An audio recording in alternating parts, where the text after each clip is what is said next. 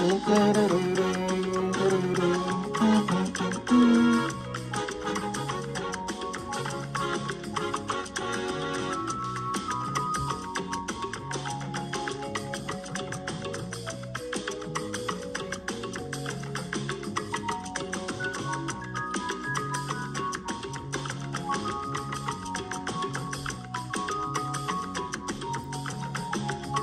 guys. Welcome. Sweet Temitope, how are you guys? All right, let me take this picture so you can see my face now. Dele, you don't want your face. Good afternoon, guys. Margaret Adepoju. And you Facebook, oju yin da. Let me use this other phone.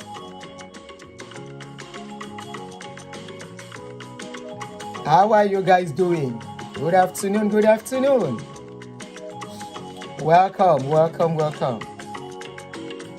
Temitope, how are you, darling?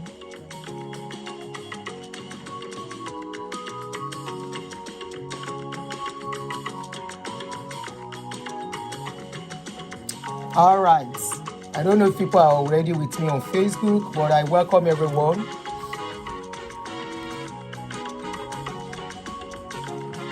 Modu Aji fowo baje. Text me when I'm done. Ẹ ká sọ̀rọ̀. So good afternoon, Likitide, how are you? How are you guys doing? Queen Esther, ẹ ṣé ẹ̀kọ́, thank you very much. Ẹ jẹ́ kí n kọ́kọ́ dúpẹ́. Let me thank every one of you. Up till now, I am still getting calls concerning Esther.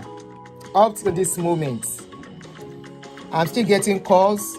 I'm still getting people who want to help. The therapist has gotten across to me, and I will be scheduling some session with her. The therapist gave us very good discount per session. She gave us very good discount because that is what they do too. They are into spousal abuse. They have a foundation. So I've been able to negotiate with them. Thank you, guys. Thank you if you are joining me. You're welcome. I'm on Facebook and I'm streaming on YouTube. So my new subscribers on YouTube, if you're just getting to see my face, my name is Auntie Aduni. Oduni mi okinshi aimofun oloko. I'm well known on Facebook. But in case you don't know me on Facebook too, my name is Auntie Aduni. And Temitope, good job. And I want to thank every one of you. I want to say thank you for joining me. I want to say a very big thank you to everyone. Thank you, Likitide. I want to say a very big thank you. Don't mind me the way I'm doing. I'm doing it on a relaxed mode. I want to say a very big thank you to everyone. Motitu, Otisumi, 250 ti wogbo. Just 3 weeks. Otisumi. So I want to say a very big thank you to every one of you that assisted for. I dry smoke me oscillatory TikTok. While at TikTok yet if it's TikTok today, I will have been banned. So thank you for everyone that has reached out for Blessing, to assist Blessing. And like I said, I got a therapist for her this evening. I've concluded with the therapist, so she will be starting her therapy session anytime from now. Maybe when she comes back from the hospital. We want to take it one day at a time, because I was able to go to her TikTok, and actually she's still going through abuse from toxic people on social media. So I still need to talk to her. I will talk to her as a mother concerning that. And honestly, that girl has passed through so much. She has passed through so much, but it's okay. She will be fine with time. Everything will be fine with time. So a therapist is in place that will start with her, like I said. Thank you for everyone. I don't know how much we have gotten, but I want to believe with the 1 or 2 receipts that were sent to me, she will have gotten nothing less than 1.5 today. Nothing less. That is no, if it's not up to 2. But plus or minus, let me just peg it at 1.5. And I think that will keep her going for now. And I will call and let her know she has to really, really manage the fund, because we are still looking at if it is possible. I've not spoken to her. I'm letting her vent her emotions. She needs to. But I just sent her a message and she responded. I didn't talk to her, but I believe she's going to be fine. It's normal she feel the way she felt earlier today. It's just normal. There's nobody that will pass through what she has passed through and will be narrating that experience and will not be able to talk. I mean, vent emotions. So it's an emotion she needs to let out. And for people that are saying she's suffering PTSD, no, she's still traumatized. She's still suffering trauma. Really, remember, she's living with the scar. There's a difference between living with a visible scar and living with an invisible scar. Okay? Now, that is for blessing. Let's go to the issue of today. Please help me to share video. Help me to share this video. Let it get to Dele Momodu. Dele Momodu, ma try it. My first question before I start this issue. Is it that Dele Momodu is scared that the children of a nobody are becoming somebody by relocating by Japa? What is his problem with Japa? Why is he putting his mouth in Japa? Has he Japa before? Has he done Japa before? Where are his children? Anyway, there's this video circulating. I saw it yesterday. I've even forgotten about it. Until somebody, yes, I did. She's living with both invisible and visible scar. So that's a tough one. So there was this video right up where they see up and down. Then say Uncle Dele Momodu. Dele na my pikin. Dele my pikin say if a man has 30 million and he japa, he say the person no way. I say as per what? As per making decision with their money, number 1. Number 2, is it that Nigeria is so sweet? That is why people are jackpotting. If Nigeria is sweet, nobody will jackpot. How much is 30 million? How much is it worth today? Is it talking about, say, somebody get 30 million in their accounts B, and that person still has a flourishing business? That 30 million, he will not touch it. Is it that one is talking or which one? Anyway, Dele my pikin, he talk. But before we go on, let me just play his video. And I will be pausing and answering question. On this page, we know the judge. Now question we dey ask. First and foremost, how much is 30 million safe in dollar? Let us calculate. Dele na my pikin. Abi, how did the video call him? Dele na my boy. Or Dele na my pikin. Let's calculate first. 30 million. Divided by, how much is dollar today? Dollar should be about 1,550 or 1,580. Let's say 1,550. $19,000. Egba mi. $19,000. Now in Dele they say make people no japa.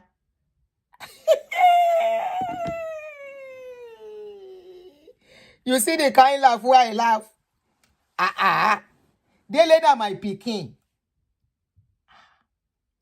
Let us listen to what he said first. 19,000 naira. Now in Dele say make people no japa. 19,000 where people where we say they no go school at all. All those old women where they come from Nigeria. If they reach here, they begin work. They have paper. Anyway, before we go ahead, let's listen to him first. I don't know from which context he is talking about this thing. Is it that person has 30 million as savings? That person now has other business he is doing. Let's analyze. Let's listen to him first. Edakun. Oh yeah, Uncle D. We won't listen. Oh yeah, bones okay. Oshe baba. Kile we. Let us listen to Uncle Dele. Dele na my pikin. This is the video I want to play. Uncle Dele, go back. Go back to where I asked you to sit. Sit down there. Sit where you are. I recall. Oh yeah, Dele na my pikin. I dey hear you. Wetin you talk? Yoruba saying that Bẹ́ẹ̀ni. anybody Ló lè sọ. Which I think the closest English way of saying it is experience is the best teacher. Seeing is believing. Bẹ́ẹ̀ni. That if you're advising people in Nigeria, that don't go to where? Nobody listens. Nobody listens. Everybody wants to go and see for themselves. When you're telling them, they think that, well, those of you who have gone and are enjoying, you want to keep us here. You were speaking about that. He said, Temitope, you say, hey, see Margaret's comment. What is the comment on YouTube? Pastor in Port Harcourt. I saw the story. I saw it since over 10 hours ago. One over and we point lock her up. And we go talk about that one tomorrow. Too many wahala. I did a distinction. In my own case, I was forced into exile by the Abacha government. So we know that time, Uncle Dele. It was. Uncle Dele, you were forced into exile during Abacha time. As at that time, you were mingling and dining with powers when you travel. As at that time, you were traveling with diplomatic passports. Uncle Dele, when you relocated, your own relocation is not the relocation of an ordinary woman being, ordinary average Nigeria. Oh yeah? A matter of survival. I needed to survive because I could have been charged for treason and it was not a matter of survival, Uncle Dele. It was not a matter of survival. Nikini, if the young ones of today do not know, we know what was going on that time. I know. I think that was when I think I was pregnant with my first child then. Survivor Bawo. It was not survivor. It was not survivor. You were part of kind of underground. You know, there are people that are part of the government physically. And there are some, they are not part of the government physically. I hope you people are getting me. So you were part of, maybe it was that time, Tinubu and all the rest, relocate. It was a political thing. You people are fighting for political power. How can you say you were surviving, you are running for survivor? Oh, now. You were not running for survivor. Majority of you that went for seek asylum that time. As at that time, average Nigeria was not even traveling. When you guys travel, majority of you have money abroad. You have a bank account abroad. What survivor? You can tell that one to the young generation. History is still there to visit. Oh yeah, bones okay. Punishable by death or life imprisonment or whatever. So I left under duress. It is different from a man who is a bank manager and calls his wife and children and say, "Wow, Nigeria is too tough." Then you sell, you have two properties. Dele Momodu. Sorry, this is how I want to analyze it. Emma Binu. This is how I'm going to do it. So because of time. Dele Momodu, you said a bank manager who relocated. You said it is different. You are forgetting that a lot of bank managers lost their job. There was a time bank was collapsing in Nigeria. There was a time banks begin to collapse. People were losing their jobs in multiples. And they look at it. How will they forge forward? How will they cope? Many of them don't have much as at that time. As at that time, I'm sure many of them are grateful they took that decision at that time. Except the ones, maybe they get here and they mess up their lives by themselves or probably because of one problem or the other. Many are today thankful they relocated as bank manager. How many bank manager in Nigeria is surviving very well in this present Nigeria now? Dele, how many bank managers, I'm not talking of bank manager that is depending on salary. Not bank manager that is doing, we know rishi, foreign exchange, doing so many other under G. How many bank managers living on their salary can say, yes, life is not tough. It's very, very easy for them. Let them be the one to come and talk. You can't talk for them. You say, bam, you go and start looking for visas. And then you manage to get the visa because of your status as a bank manager. You thought, oh, this one will not run away. They didn't know the man was absconding from Nigeria. You know.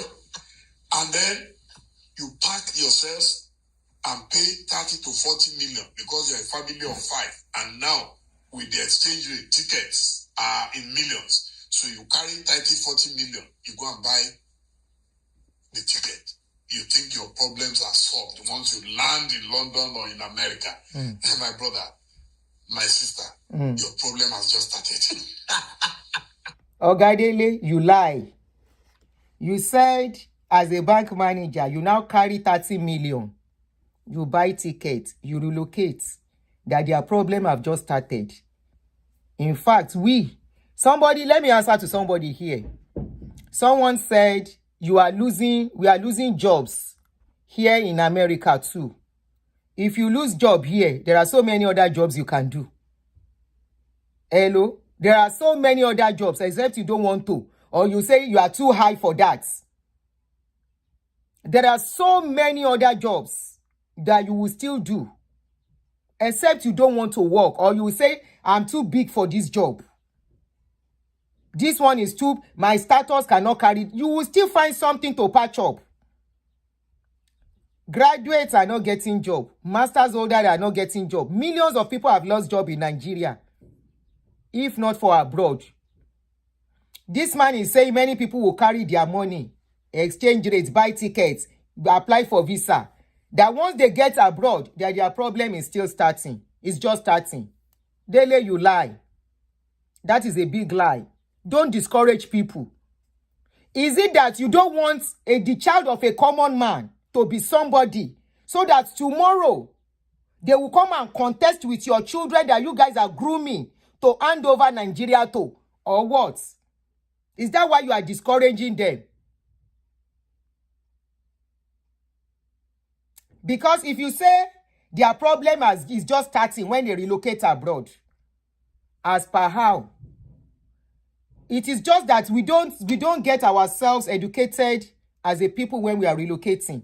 Relocating is like leaving a country to go and start life in a different place entirely. You don't expect everything to fall into place immediately. When you relocate, it will take time for you to settle down, for things to start coming together. Many of us were not even bank manager. Some of us were not even that rich when we relocated. Yes, we were comfortable. Why are you discouraging people? Is it your money? Because I see there is a particular content creator on social media. I don't want to mention his name. I can even mention his name. It's Daddy Freeze. It's like Daddy Freeze does not even have content anymore. Every day he's talking about Japa. And I'm like, any problem, man? With people that are Japa?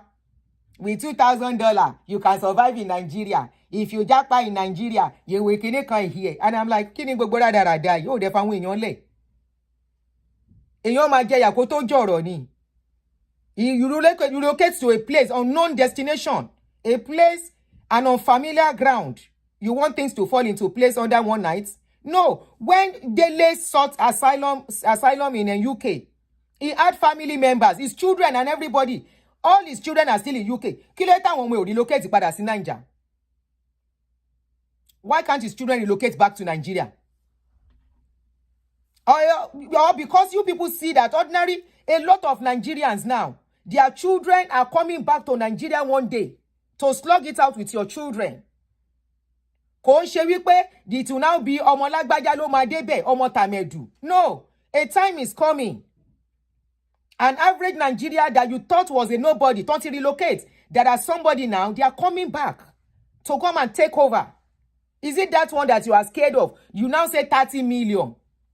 What is 30 million in Nigeria? What is 30 million to somebody that has to pay school fees? Is business that lucrative anymore? No. Some of us had good business back in Nigeria when money was still money. With 5 million in those days, you are a rich man. You are a rich woman. You have your shop. How much do you pay for shop then? With 1.5 million, you will go and buy your goods and come back. From that 1.5 million that you are selling your goods, you will pay your children's school fees conveniently. School fees is on the high side.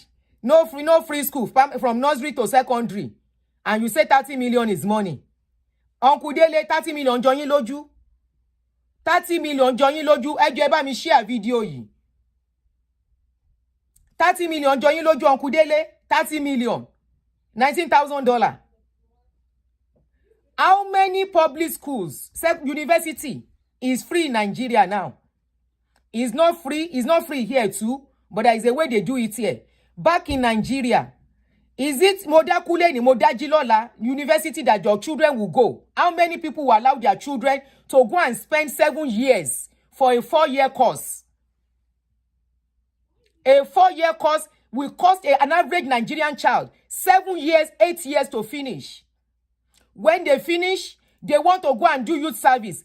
Many parents have lost their children when they go for this youth service, either through accident, through kidnapping, through ritual, whatever. That is even rampant now in Nigeria. Uncle Dele, you are a wicked man. Because you know, many of you come to this abroad to come and take medical services.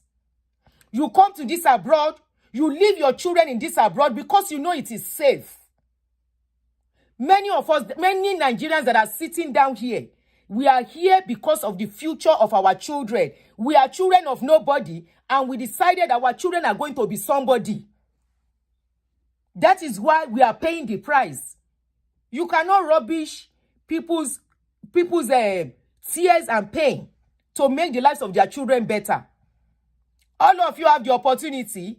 You, this particular Dele Momodu, you were whining and dining with the most corrupted people in Nigeria. If you got your own money easily, those are the people you cover in your ovation. Those are the people that in your ovation you cover. All the corrupt people in that country. They are the people we see that you are covering. So that means you people are family. You are business partners. You wine together, you dine together. How many Nigeria have advantage of getting close to such people? Tony Koma Japa, Tony 30 million money. Is 30 million money to you? You, if you want to travel now, you buy first class $10,000. $8,000. You will use it to buy first class. So $30 million, that is not money for you. It's the money you now give to, you are now telling an average Nigeria to live on, to survive on, and train their children on. Some of these children, their parents are paying 2 million for school fees in Nigeria. Private school fees. How many Nigeria can afford it? You are part of the people, you are part of the corrupt people in that country now. How many average Nigeria can afford 30 million that you are saying they should not japa? 30 million naira. Owo kini yen. I used to do business back in Nigeria. I was asking some of my counterparts, my colleagues in that business. Importation business, not local business. I was asking one of them. I said, how far? The woman said, how far? Okay. Auntie Aduni, how far? I don't travel again. I said, why? She said, where should she travel go to? Do I know how much she will buy her tickets? Do I know how much? And she said even the goods are not selling like before. She said the only thing she's grateful for is that she's done training her children. She said that's the only thing she's grateful for. She was not telling me, say, Auntie Aduni, Mommy, there is a way name she calls me. Mommy, Lagba, Mommy D. Esha ma dupe. That when you were taking that decision that time, she was there when I started my own journey. She said, as at that time, I thought you don't know what you were doing. He said, now I envy you. He said, now I envy you. Because even if I say, let my children come and be doing masters, where will I get the money? She said, I envy you. Though our children have job, but when the children go out, she said she doesn't sleep. Another of my friend, I called her. We were talking. We were on the phone for almost 3 hours, 3 days ago. She said, She said she's just grateful that none of her children is in Nigeria. I said, why? She said the last born that was with her as at last year before that one relocated to come and meet the senior ones. She said anytime that girl goes out, she doesn't sleep until she comes back. She said she will never sleep until that girl returns. I said, I even praise parents now. I said, a child will go out with all the news we hear every day. Baba Dele, your own children, if they come to Nigeria, they go around with escorts. It is not about the money. Forget it. Forget it. It is not about the money per se. Forget the money. Yes, it is not easy living abroad. But I will choose abroad. Some of us will choose, not for everybody. I'm speaking for myself. I will choose it again, and again. A common Nigerian man cannot walk on the streets. All of you go around with your children with security guard. Security don't tell àwọn ọmọ tí yín kiri anywhere they have to go. When your children come for holiday, they fall sick, they go to the best hospital because you have the money. Here, if you don't have the money, you sick, you go to a good hospital.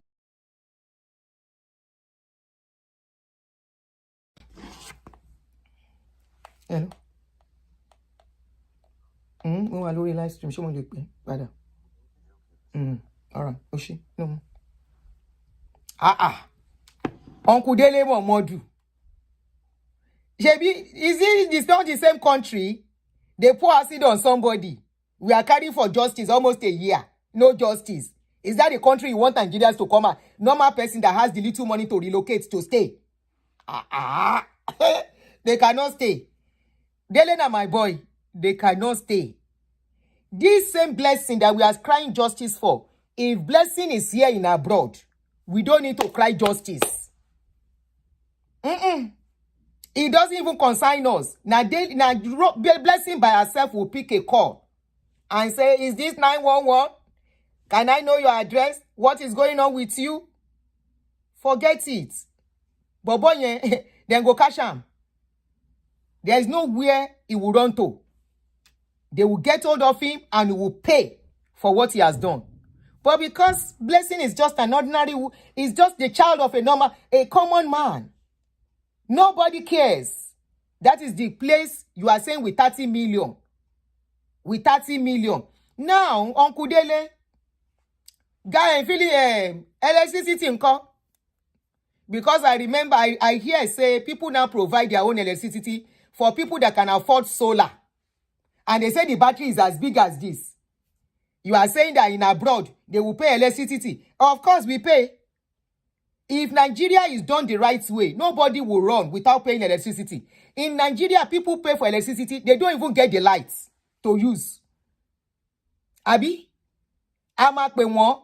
Ama ba when your sorrow. The next thing you will hear is, once you move no law, network is jamming. As one move no law, they will say, yes, they are taking lights. Some you will call. We don't have light for the past 1 week.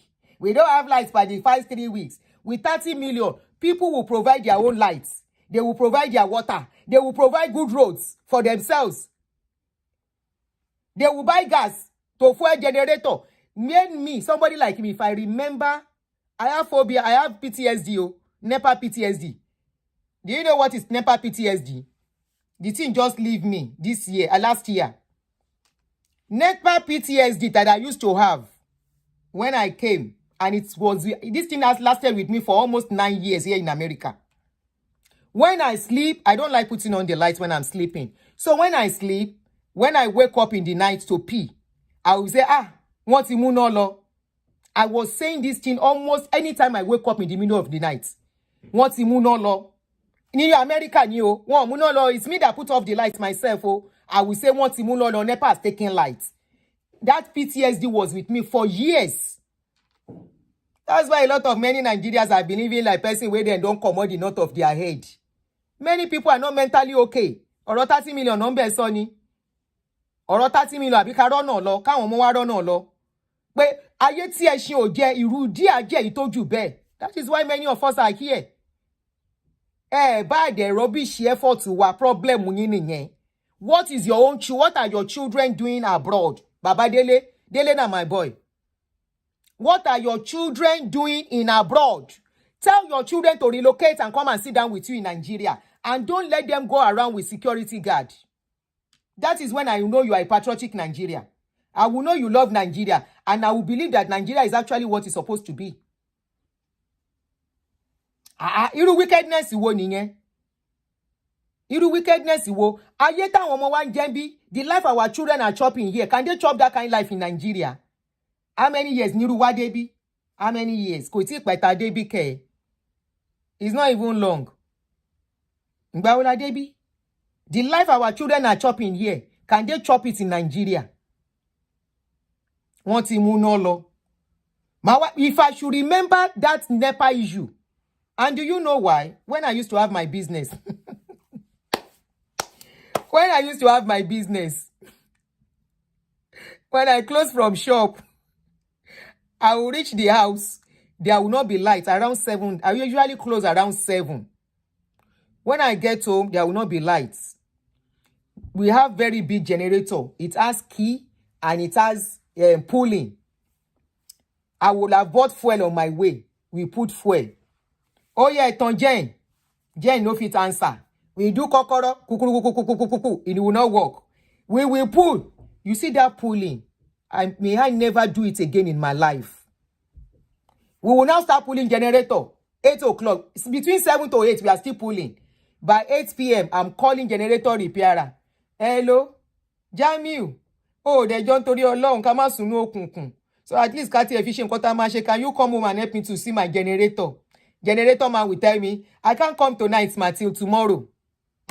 Now, so person gets different rechargeable lamp, more than 6 inside the house. One for the living room, one for the bedroom, because they are small children. My children will go around.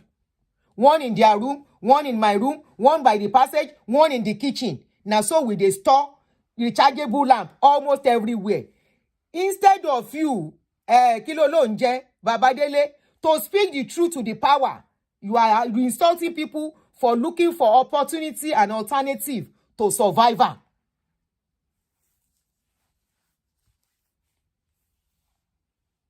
People are looking for alternative for survivor. It is what has gotten a lot of Nigeria. Many Nigeria are in Libya, all these Arabian countries. Go and see what their eyes are seeing. You think they are happy finding themselves there.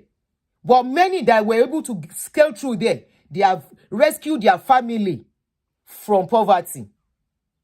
They have helped their family out of poverty from what they are making. Now, the money people are making in Nigeria, in abroad, they are sending to their families abroad. In Nigeria, Nigeria is making a lot of commission out of it. Every year, diasporans are contributing billions of naira to the development and economy of Nigeria. And these are the people you are rubbishing their efforts. You are rubbishing their efforts. Oh yeah, my boss. Unless a miracle happens, and that miracle be 1 in 1 million, a miracle happens. That is a lie. That is a lie.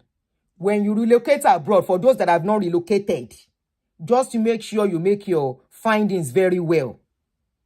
That is a lie. Not only your findings, and with the way things are tough now, of course. With the new government and everything. Most of these countries are tightening their immigration laws. This is how you've been discouraging people, you and all these useless pastors, that many today lost that opportunity of relocating. I know a lot of people who are supposed to have relocated years ago. If they had known, they would have relocated when they were getting visas easily. I know a lot of people, in those days, they would just go and do holiday and come back. Today, they are regretting it because of visa gbamo. And I know a lot that many, their children are here. They are back in Nigeria, managing it. And one more gonna to send the Wosimo. What Kilegbe in Nigeria? Kilegbe, the Nigeria I was there 2 years ago. Not even up to 2 years. The Nigeria I was in 2 years ago. The Nigeria we see the picture. The only places that is beautiful is island. Nibiti and Yuwa. And you know what they call Sibe. Segregation in Nigeria is very, very, very much. ẹ jẹ́ block èèyàn mo fẹ́ block èèyàn kan ẹjọ́ orí ẹ burú. Segregation in Nigeria, where the only places that are good are places that are meant for the rich. The other places, I was seeing some picture, mo ní ẹ wo títì bó ṣe rí. Ẹ wo ọ̀nà bó ṣe rí. Dele Momodu oníkà o. How many Nigerian road is like the road you see abroad? Every year, allocation is made for repairs of road here in America. In Nigeria, when they even make allocation for roads that are totally bad, they abandon the projects. And the masses are the ones that will really suffer it. The commoners are the ones suffering it. Most of you, ẹ ti ralẹ̀ sí Lekki, ẹ ti ralẹ̀ sí gbogbo ibi tó dáa, ẹ ti kóra yín jọ síbẹ̀. What is going on in other places is none of your business. And that is why you can say what you are saying. A common Nigeria. Forget that 30 million is even too much. A common Nigeria that the parents cannot boast of 2 million naira in those days. Today, they can boast of 100 million because one of their children relocated abroad. And their counterparts that are in Nigeria, they are used to boast of 20 million. Their children are still in Nigeria. They cannot, what the one in abroad can do, they cannot do it. By exchange rate ni. Exchange rate ni. And you know, Nigerian currency, kò ní weight, kò ní yí, kò lápọ́nlé.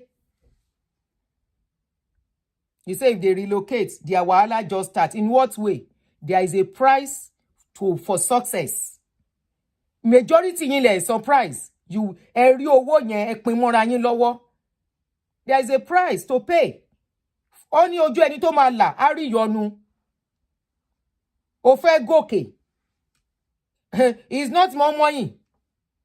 Wọ́n náà wá run there as a common man. Many of you are even going around with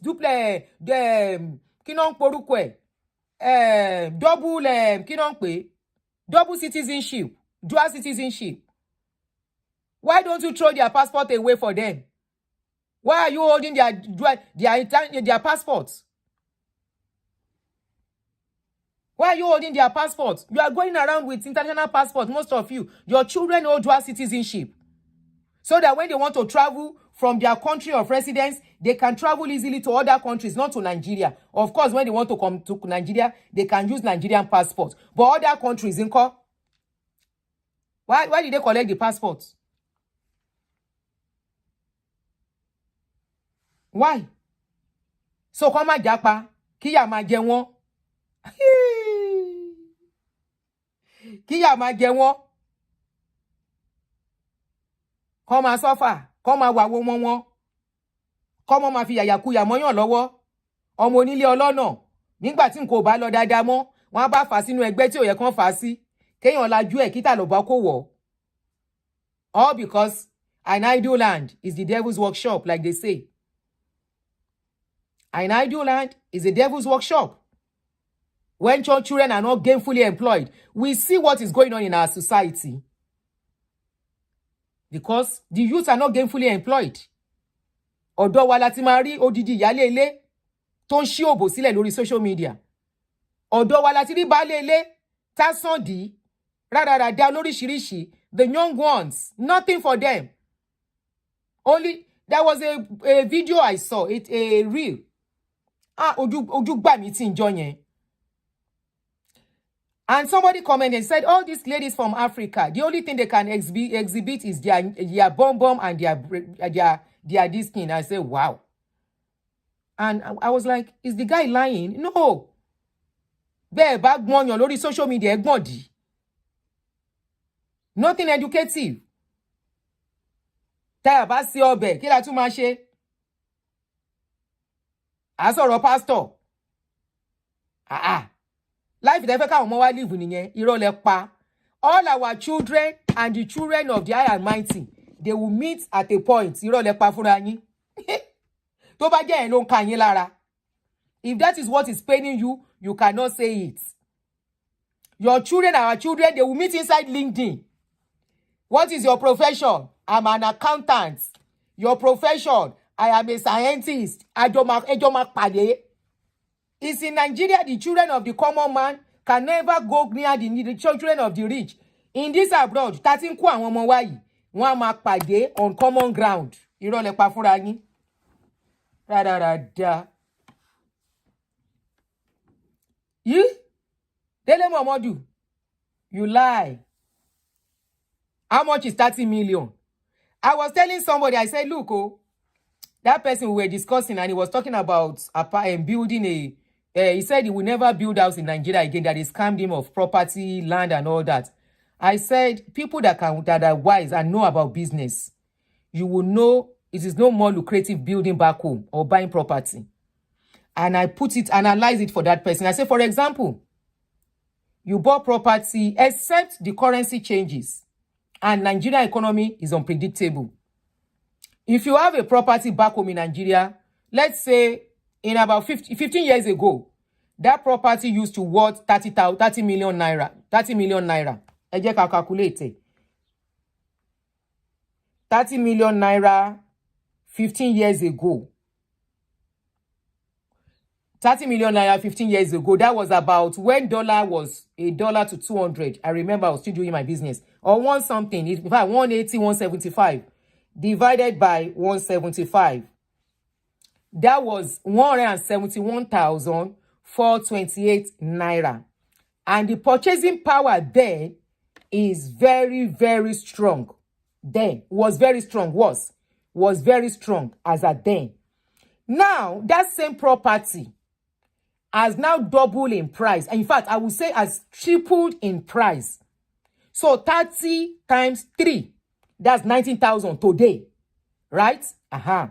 Which might not be up to that, but let's say 90,000 now, 90 million, sorry. Divided by the current exchange rate divided by 1,580 is $56,000.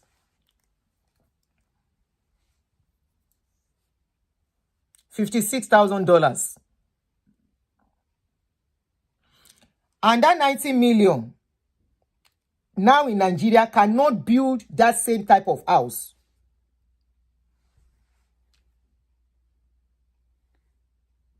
It can't. Koleko, Eja Magbolo. If you had 30, 40 million in Nigeria and you think you are a poor man, I beg you, you are a madman. I'm sorry, I'm being... Dele Momodu. And you people in cow. Are they not going to pay for children's school fees? Do they have children? Are you talking about somebody who does not have children? Dele na my pikin. Are you talking about someone who does not have children or somebody who has children to take care of? Are they the ones you are talking about concerning this 30 million or who? 30 million naira for somebody that has children. What type of business is that person doing? Is that person doing some mago business? Because business, I watch a business, so profit of business is not that. It is not how much you put in a business that will make you get money. Is not the same way the return will come back. Return of business comes in bits. You put 30 million in a business, it comes in bits, the return, the profits. And what sort of business are you putting the money on? You said the person is not okay. The person is MAD. Somebody is MAD for wanting a better life for their children or what? Because except you want to be wicked, you know everybody, most people jackpying are jackpying because of their children. That they suffer, what they went through. Many of us were graduates. Because there was no job. And we don't have regrets, because I'd rather be a business person when Nigeria was good than to go and be collecting salary of 30,000 per month, 15,000 per month. or 80,000 per month, 100,000 per month. Let's even say 300,000 per month. I can't. I've always loved business. I was trained as a business girl. My mother trained me as a businesswoman when Nigeria was good. And when I ventured into business, I make that same 300,000 in a day. I make more than that sometimes in a day. So I don't know who you are referring to with that 30 million. Are you talking about people that will pay children's school fees or that will not pay children's school fees? Are you talking about people, somebody that has built their own house, not paying rent anymore? Or who? Are you talking about people who has car that they will still maintain? Or who? Or you are talking about a young person? Who? I will always say it, and I will say it again. The greatest and the best decision I've ever made in my life was for my children, for my life, was this decision of say, relocate. And I thank God for that angel, that person. Dele, it's okay. Totally frank. You have 30, 40 million and you can set up a proper business in Nigeria. I beg you. Dele Momodu, you didn't finish this job. You that you started, you should finish it. What job are they going to start with that 30 million? Is it poultry business? Is it foodstuff business? Is it factory business? Is it production business? What is the return? Is that person going to be making some expenses on that business? Is that person going to be making expenses from that business? Or that person will put the money and will have another money to run things elsewhere? If you are going to use 30 million to start that business, what are you going to be using to service the business until that business stabilizes? A very experienced business person will tell you that when you start a business with a certain money, you cannot start reaping from that business until after 2 to 3 years. Because the first year is the beginning. You will start putting. Second year, you are just getting there and you start seeing the yield of your effort gradually. By the third year, and what you are making that first year, you are still pumping it back into the business. You cannot afford to touch the money. You cannot. As you are collecting the money, as you are doing the business, money is coming in, you are pumping it back into that business. You touch that business, that money, the business will collapse. How many Nigerians have access to that 30 million you are talking of? Even for people to go and collect loan. How many people are getting opportunity to collect loan for business? Dele Momodu, you are not being factual. You live abroad. Your children live abroad. All of you know how the system is working here. You know how they do data collections. And that is why they can give people credits and the people cannot run away. Won't be worried. Because they have done their system very well. You can't run away to anywhere. You cannot collect government's money and run away. You run away, you are coming back to make it. Except you don't want to come to the country again. And there is limits to how much you can collect. Why can't you guys know the truth? Why are you being economical with the truth? Why? Just because you are comfortable, your children are comfortable, then the rest you fold hands and wait for Nigeria to better.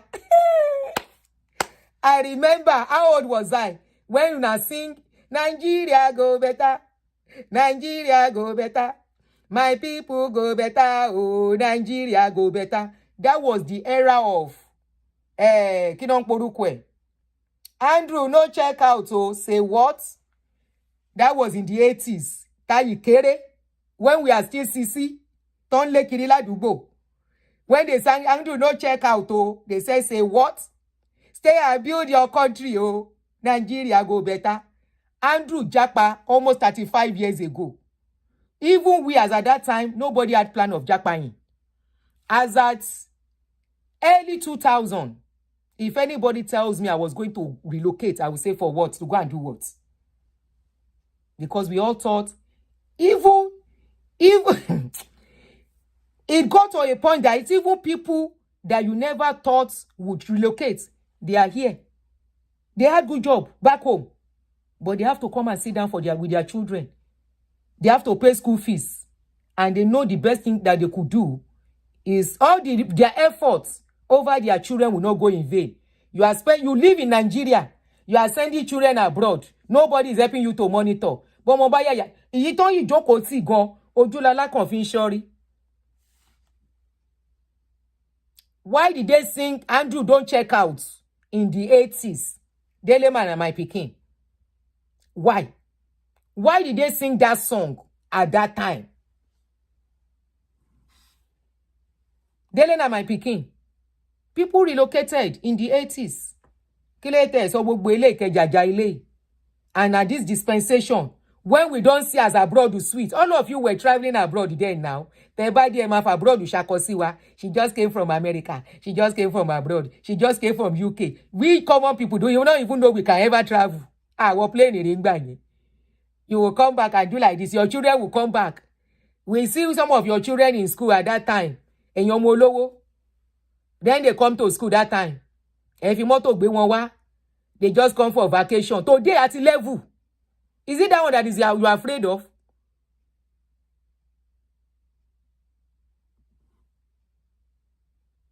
At Idogba, leveler. Is it that one? Abroad has given leverage to a lot of people. Especially, I love what abroad is. Abroad is a leveler.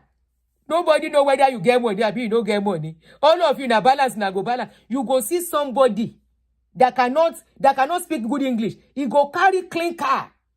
Drive it. Is it that one you don't like? Abe woni. Because àwọn ọmọ wa àtàwọn ọmọ yín ti dọ́gba. Da. Like pé abroad na level our fo.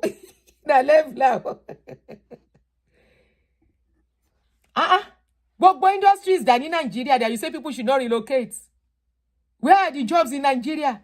You say people should not relocate. Is it about them alone? If they don't relocate with 30 million, their children call. Their children call that they are born in that country. Now question no. The children they are giving birth in that country call. When you say they should not relocate with 30 million. Let's even assume person has 30 million. Picking where they born, uncle. What is the future for my children? Where is Kingsway of Nigeria? Where is Leventis of those days? Even Guinea itself, they say they don't retrench people. Somebody say, tell you baby face, relocated too. Really?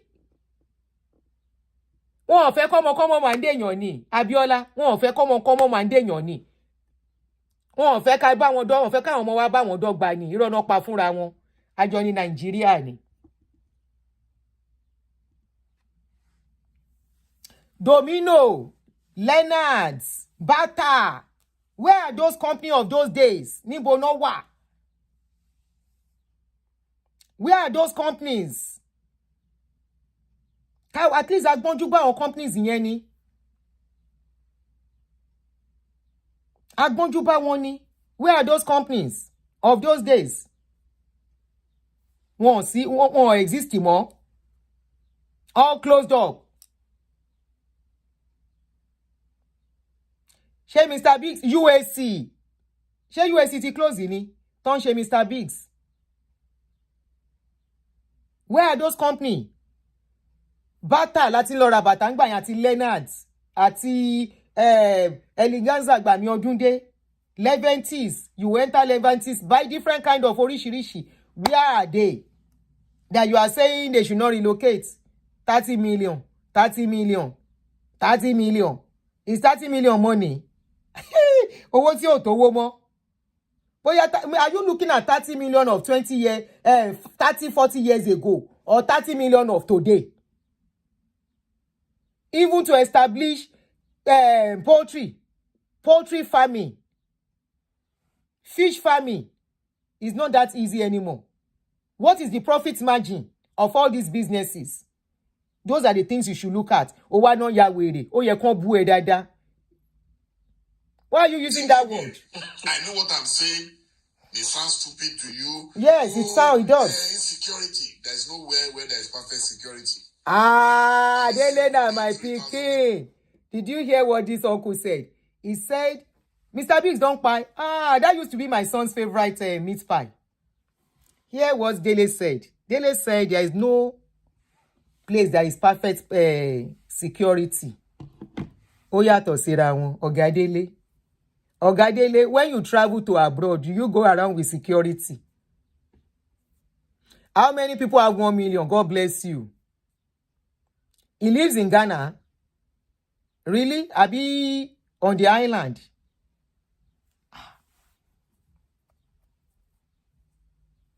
Somebody said let them kidnap him first. Let them kidnap him. Then let him come back and tell us what he's saying. Then there's no place that is insecure. Ghana Longbe. I know he used to live in Ghana at a point, but me in baby. If they kidnap him first, then let him come back and tell us the same story again.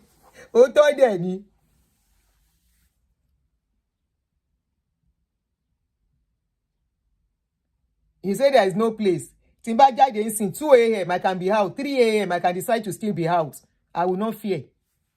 Insecurity yatos insecurity. We are not hearing that they kidnap person. This is one video. Multi delete video here because I was trying to clean my page. If it can reset.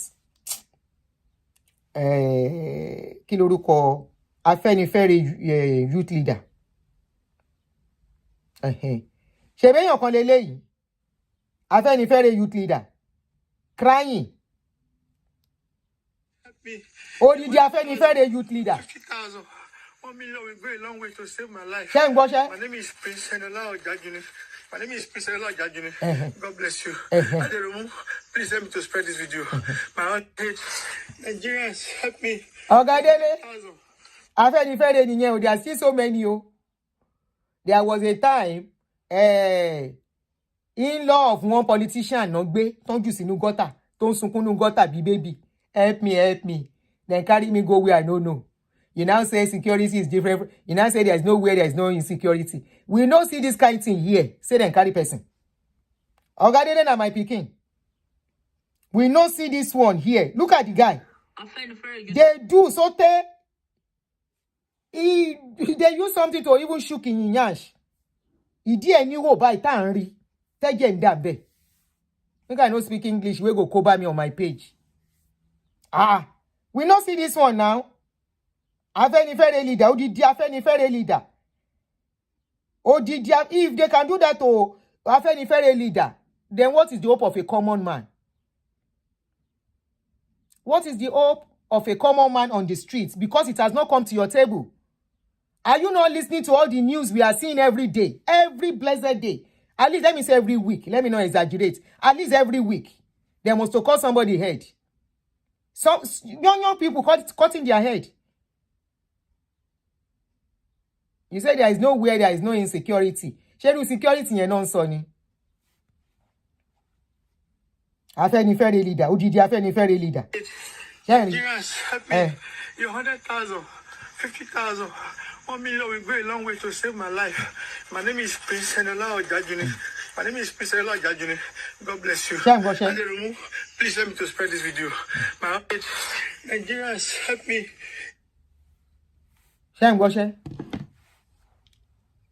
A lot of people, when your family members travel to Nigeria from here, now they pursue them with phone. Nimbolowa, where are you? Are you there? Where are you now? Put your phone on. No. There is a man, I don't know if it was on Agidigbo FM, that lodged into a hotel. They only saw his clothes. They can't find the man again. They released him. Yes, they've released him. Idu Stephen, they released him. Who got killed in New York. The people of New York have not abandoned New York because of that. So if insecurity is your... Yes, crime rate is high in New York. We know that. New York is just like Lagos. Crime rate is there. But do they kidnap people on the road? Do they carry people anyhow? And when they fight people like that, they know they arrest them. When they arrest them, will anybody influence the justice? Ó yàtọ̀ síra wọn. Dele is ó yàtọ̀ síra wọn. If somebody do anything here, we are not saying they don't do things here too. They will arrest the person, and nobody will intervene in the justice. Nobody will manipulate the law. Every day we come on social media, justice, oh, justice, oh, justice, oh, all the time. Justice all the time. When something happens, how many times are they crying justice, justice before the needful will be done? Dele. You people should say the right thing. What is going on?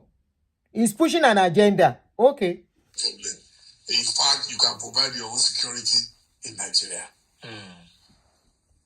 If food is the matter, in fact, if you want to start your own ranch in Nigeria with cows and everything, with 30 million, you can start.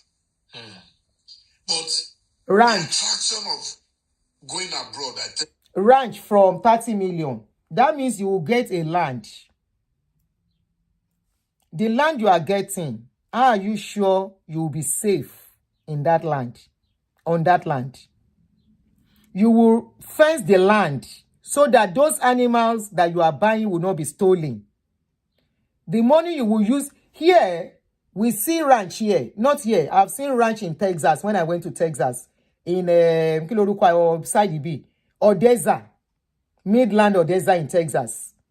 Farmers are plenty there. I have seen a lot of ranch there. You will be seeing their cow. They just have this little fence. It's not high. Can anybody have that kind of ranch with small fence and people will not jump into the fence to steal? That person has to provide security. Are you thinking of that? If they have a ranch, they have this thing.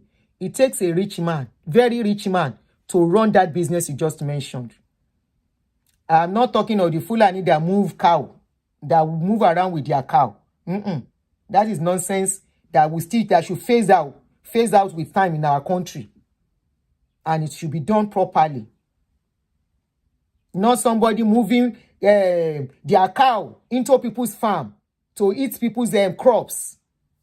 Feed on people's crops. And they will still pile them on top of it and go as if nothing happened.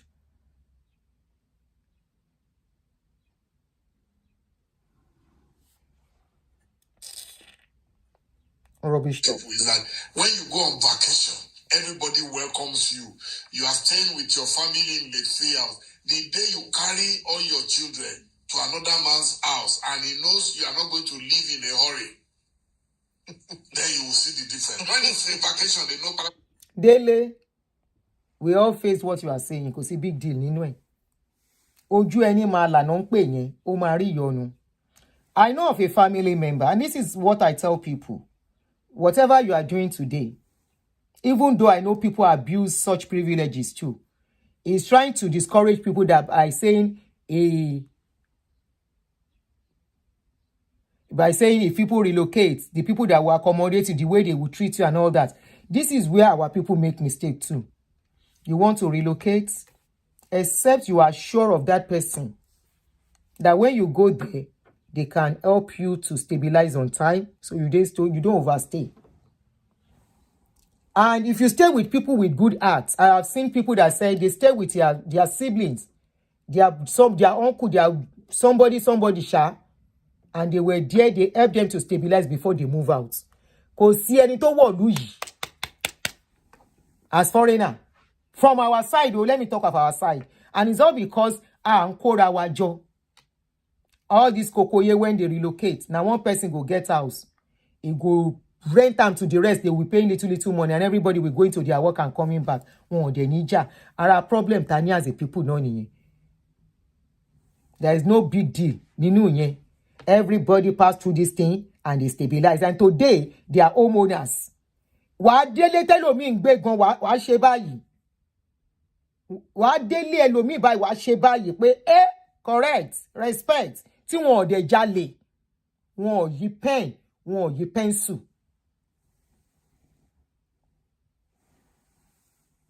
They are working legitimately, earning legitimately, not political money, not government money, not stolen funds, not funds that are diverted, meant for public that are diverted. No, this is their sweat. You will get to their house, you will bow.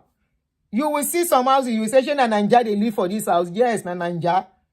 Hardworking Naija, ton òfin kan mi kun.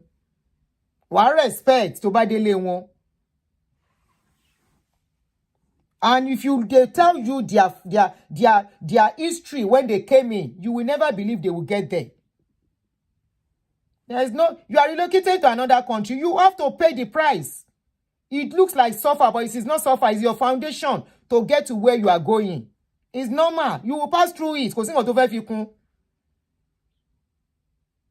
There was a couple that came in with their 4 kids sometimes ago. I remember. About, counting now should be about 9 years ago. They now stay with this lady. Hey, come and see how that lady was treating them. These people were enduring. They were enduring. There was a day I saw husband and wife by the bus stop crying. See, how did they get here? I told them, I said, don't cry. I said, a lot of people pay this kind of price. I said, don't cry. I said, it's only a matter of time, you'll be fine. Today, I'm seeing the lady when I see her on social media. Me only believe when I see her, I say, wow. I say, when I was telling this lady, don't worry, things will be fine. Today, they are fine. Living in their own house. Yes, it's mortgage. But by the time they are done paying it, it's theirs. Tax, we pay tax in Nigeria too now. Land use. Land use is tax. We pay it every year. Most of us don't know that we are paying tax in Nigeria for property. Land use is your tax that we pay to government every year. Today, those families are okay. There are two or three of their children are done with university with very good job. Number one, Nigeria. Will they be through with their school? A course of 5 years was almost taking my son 6 years. Before that boy, he said, just come. The guy came for us to get his transcript. Ashebai. Tomo, if you change the course. Timbaro yem ashepe for Nigeria. Because they nearly messed very brilliant boy for me. They nearly messed him up for me. Before we could collect his transcript, I had to come on social media to start screaming about Unilag before that paper got to me. I was writing, I was begging, then you know kagba transcripts that riba. Before somebody stepped in and said, "Hey, Emma Solori social media, hey, Joe will help you." We did like this. That was after they were at home for 1 year strike. 1 year, and they were not ready to call off that strike. And his green card, he cannot stay in Nigeria more than 5 months. He has to come back, and we were like, what next? And we took another decision. And it took us over 2 years. That means 7 years. Lolo. Kolon fún yín lọ́mọ gidi. Imagine kojo ọmọ tí ó ń gbọ́ràn sí yín lẹ́nu. Àwọn akóṣìbérò. Àìmọye ọmọ náà ti bà destiny ẹ̀jẹ̀ nílùú yẹn. Destiny destroyer is set. Àfọmọ tó bá jẹ́ ìbà bẹ́ẹ̀ lẹ́sẹ̀ yẹ́ lẹ́sẹ̀. 2 years. 2 years. Catholic transcript ìgbà. 2 good years. 2 good years before we got the transcripts. Imagine one is just imagine sorrow. Many destiny has been messed up in that country.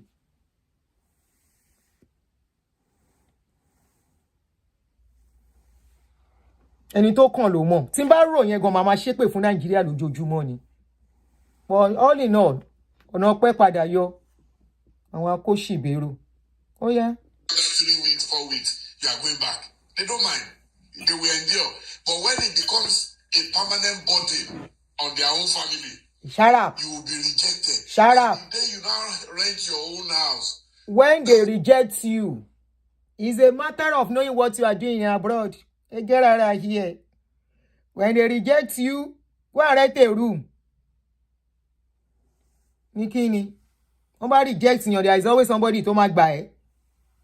Yeah, you know, that will be today. When they chase somebody else, you call another person. Nikini.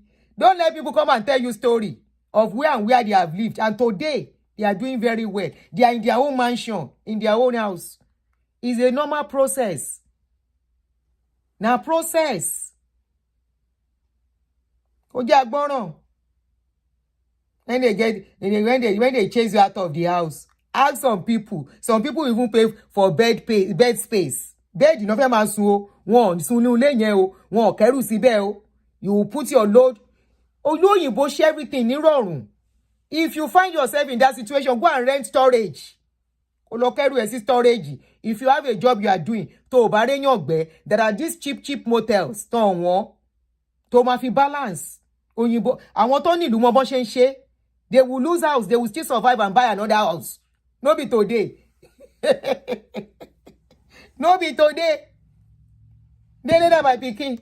It's not today. Oh yeah? It's the trauma you are going to carry almost for the rest of your life. That's a lie. The rejection. That's a lie. It's not a trauma you will carry for the rest of your life.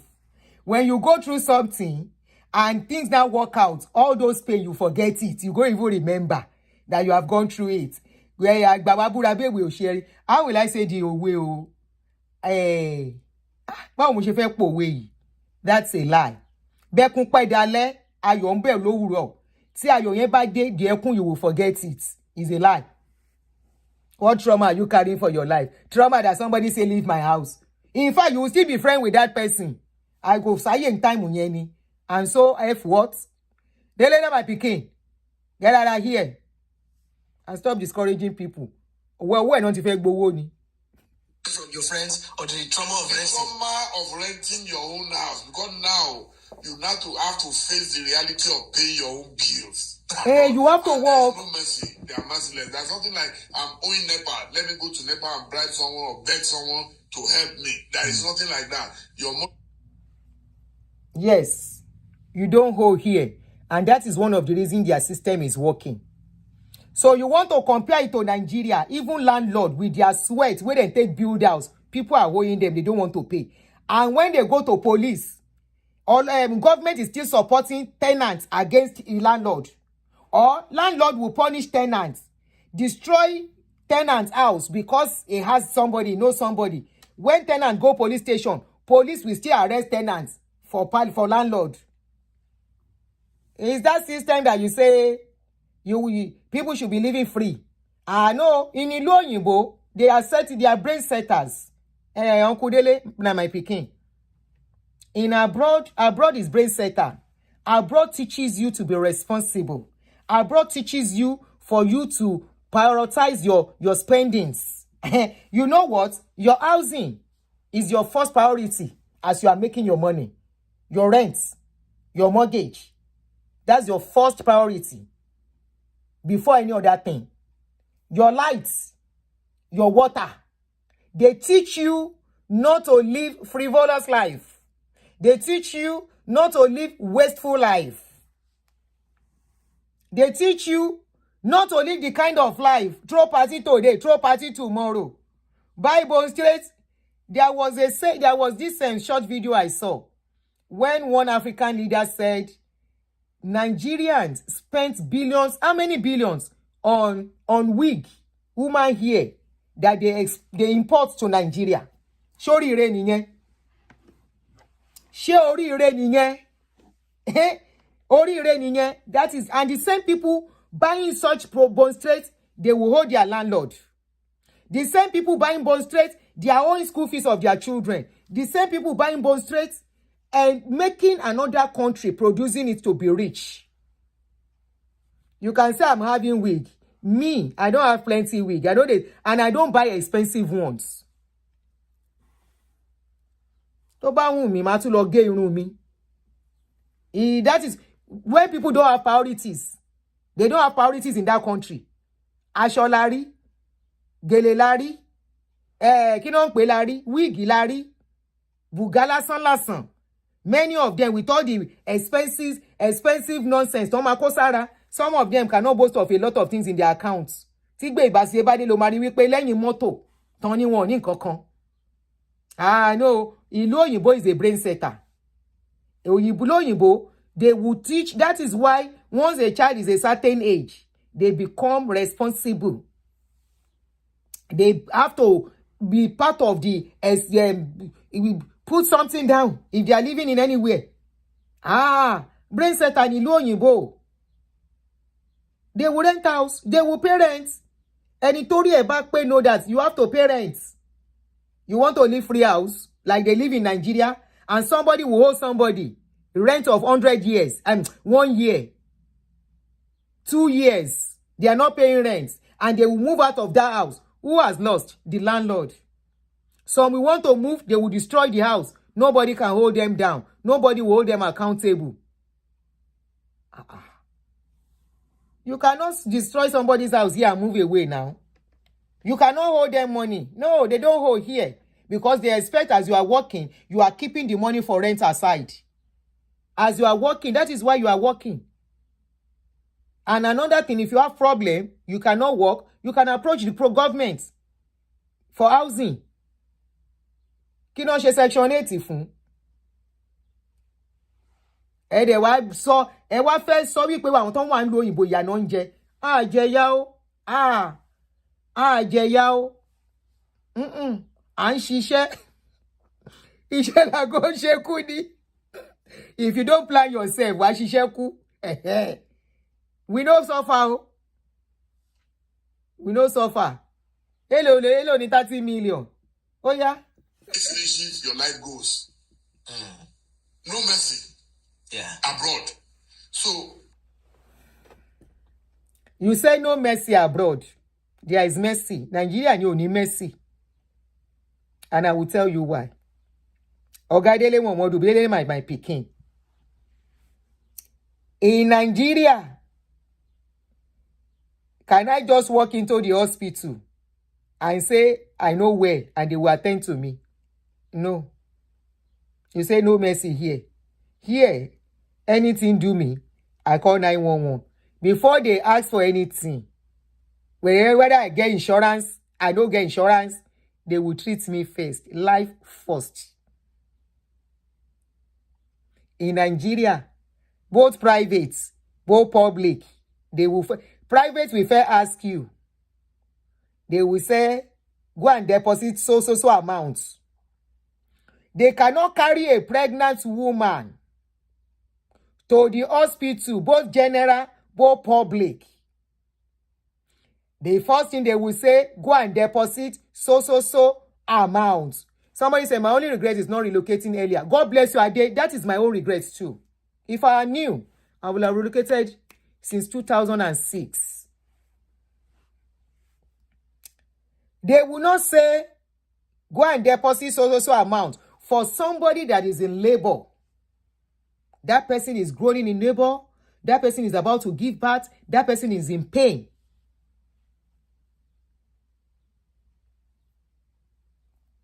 And the doctor will say, I don't know much about Section 8. So, Section 8 and his help from government. I've never collected. I don't know. But I know say then they collect.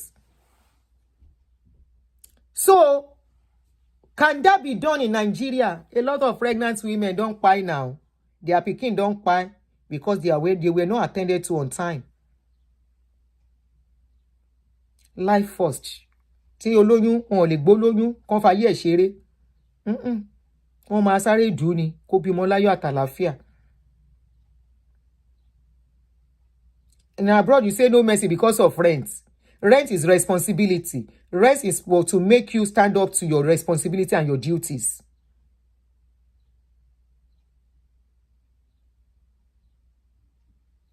Okay, somebody said I'm a psychiatric nurse here and I make $115 per hour with lots of overtime. You see? So, Section 8 is for support of low income, elderly and disabled.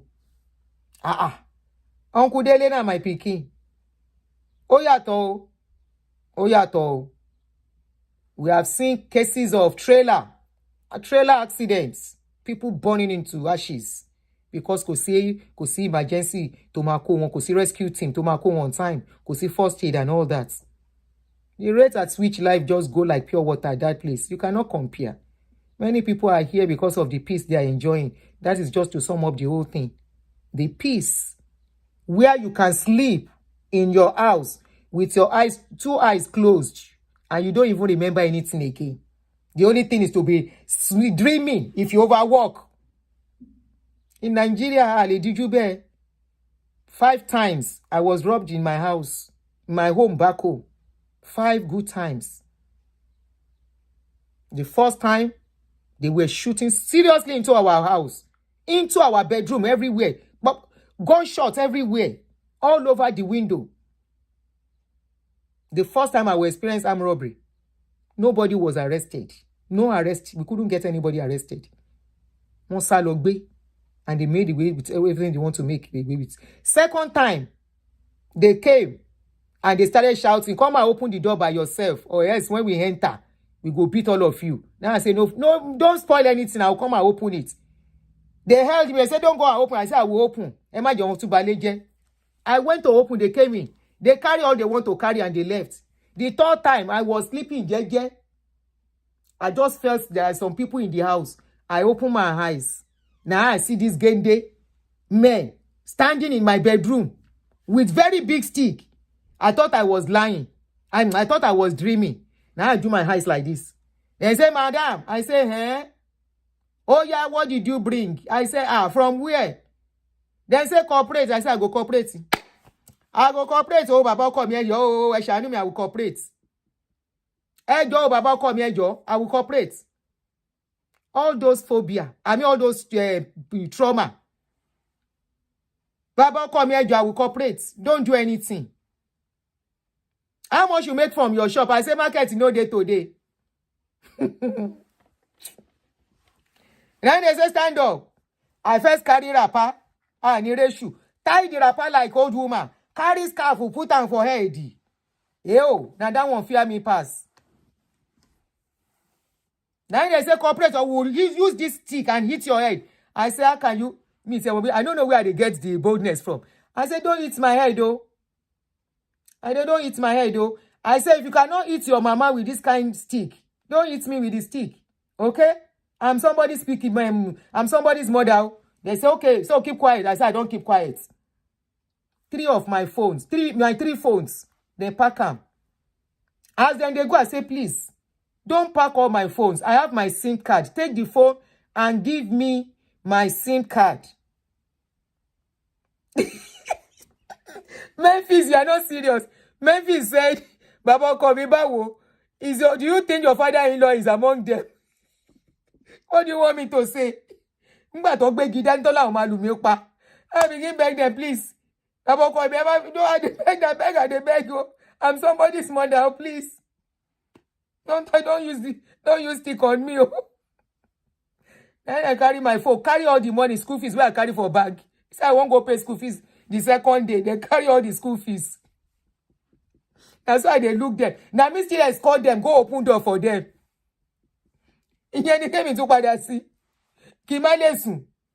Despite all the security in our estates, we have very good security. Right from the main gates, you will see security.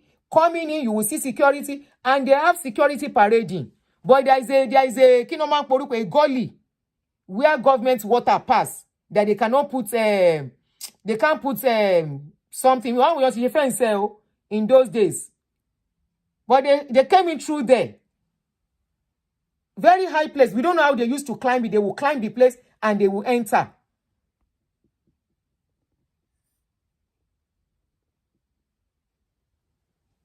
Amy is in that same estate with all the security. They enter to buy somebody and one year killer.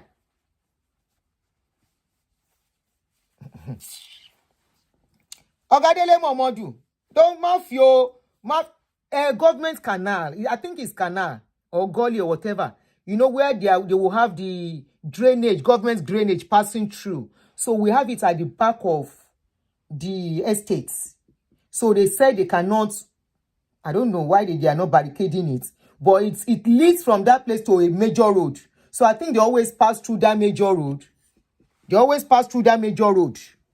So before I left, I remember they were planning to start building fence, you know. I know they were planning to start building fence to fence the place off when I was leaving. I don't know how far anymore. But I remember the last time I was back in Nigeria, to sleep was very tough for me. That's why they wake up. No, not the last time. There was a time I went. I couldn't sleep very well. Each time I close my eyes, I'm, doing this. And my sister that was with me in the room said, Auntie, soon. I said, I can't sleep. I said, soon. I was say, I'm hearing a sound. I said, Auntie, go sing. I said, but I hear a sound now. Very soon. I did not. It was around 5, 6. I started sleeping. Your daughter or your son will go out. You are asking, where are they? If they don't pick phone, your heart will be like this. Your heart will be like this. Dele Momodu, carry your children and take them back to Nigeria for us to know that they can survive. And don't let them live on your money.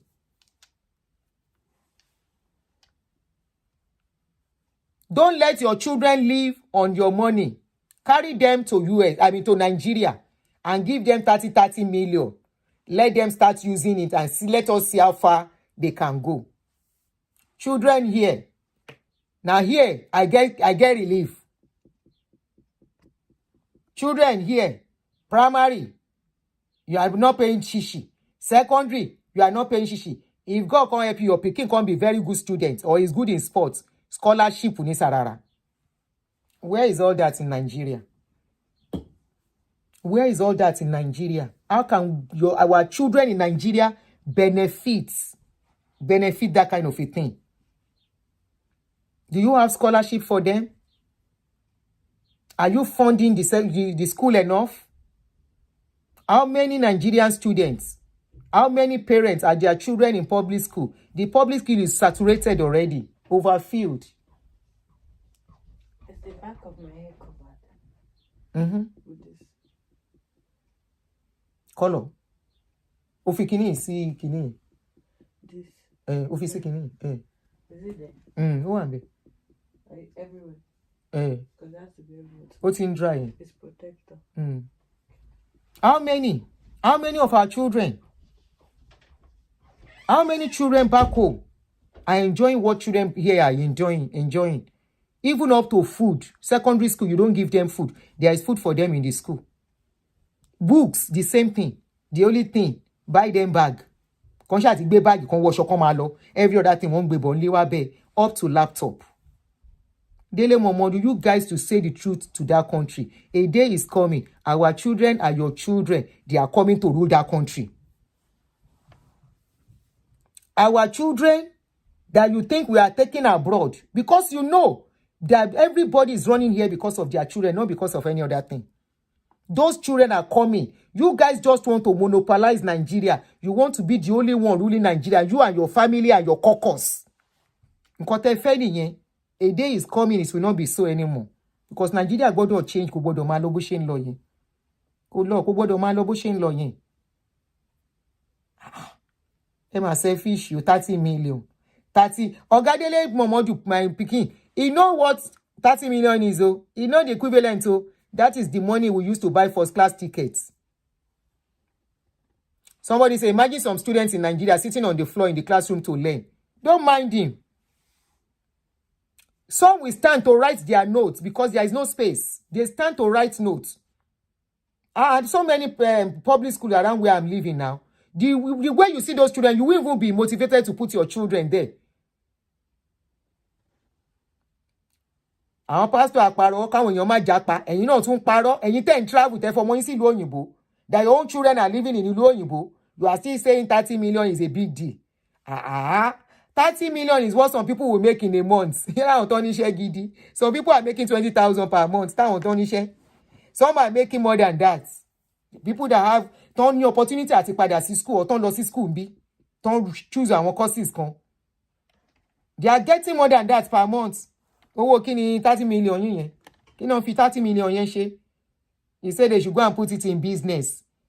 Now, so pay business they easy. Business is not even for everybody. That's another thing. What type of business? What business is surviving easily in Nigeria now? Is it poultry? Is it petrol station? Okay, you may only afford the petrol station. Oga Dele man, my pikin. Esho ara yin. We know your we am obeshede bitede now. We know as you dey, as it be, as it dey for you too now. As if I want can't go okay. You are now not everybody have that opportunity to find when you go okay like you. Not everybody has that opportunity to find your go okay. That you now discourage people from making their children's life to be better. All of some of you, you say you are fighting for us in those days. We are fighting, we are activists. We are fighting for the betterment of Nigeria. Nigeria go better is what you guys say you are fighting for in those days. But what do we see today? Nobody is fighting for Nigeria. Jafure, Nigeria situation is Jafure. Especially I don't want to use that word. Ask him, in those days, Abacha must go. Ask how many souls were lost. Aye, Abacha must go. All the souls that were lost. Want to law. After that one, many to the law. Nigeria is Jafure. Jafure. Osenton Jafun Nigeria. Gbogbo yin Jafapo yin ni. Adeti relay me. You too, you know how you started today. One of the presidents who will official campaigning now. Jafure, there is nothing like Jafun. I'm fighting for the masses. Nobody is fighting for the masses. Jafun masses. If you all of you say you are fighting for masses, since 1990 some of us are still alive today. I mean, you guys are forgetting that we can still remember. Record is still there to visit. In the 90s, 1980 kini kan, tẹ́lẹ̀ ń jà fún wa. Jà fún wa o. All of you did not fight for us, so all of you fought for your pockets. Because the Nigeria you said you fought for, in those days, that Nigeria was better than what we have today. The Nigeria of those days that you said you fought for us, now people can go around 1 a.m., 2 a.m., one long club, one long party. At that time, people do party overnight. Security wa, ìlú ìṣe move around, iṣẹ́ wà. Companies, all those companies are still existing. That time you fought for us. You said you fought. You didn't fight for us. You all fought for your pockets. You fought for your pockets. You now even still use Nigerian situation to get citizenship of another country for yourself and your children. Now you are discouraging people. When you were living in abroad, because most of you, when you get to abroad, you don't want to work. You are used to freebies. Some of you like freebies. And freebie, there is no freebies in abroad. And that is why you think abroad is not easy. Ask people who are legit. They will tell you there is no big deal. They have their program, they have the way they do their thing, and they go to their work and come back. And when it's time to go for holiday, they go for holiday. So you people should stop this slogan of you are fighting for better Nigeria. Nobody is fighting for better Nigeria. You are fighting for better life for yourselves. Anyway, guys, I see I'm saying I bring them out. I don't know if anyone wants to call in to chip in one or two things. Somebody say, Auntie, read comments. The secrets of that man, Dele, are in the comment section, okay? Anybody wants to call in, let me give one or two people. I should have done this 30 minutes ago, safe.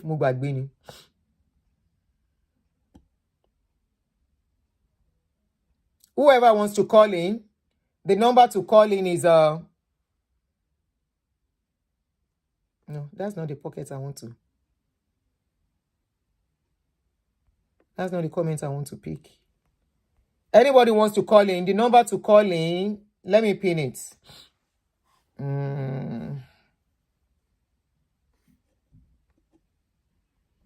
guys, if you have the number, Teman pay regular caller on the show. The number is open if you want to call.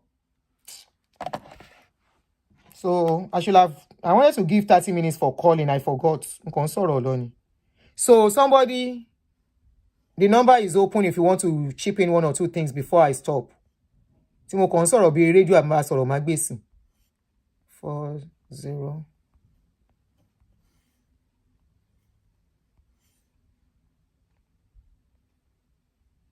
Okay. Oh, God bless you. Music by money moderator.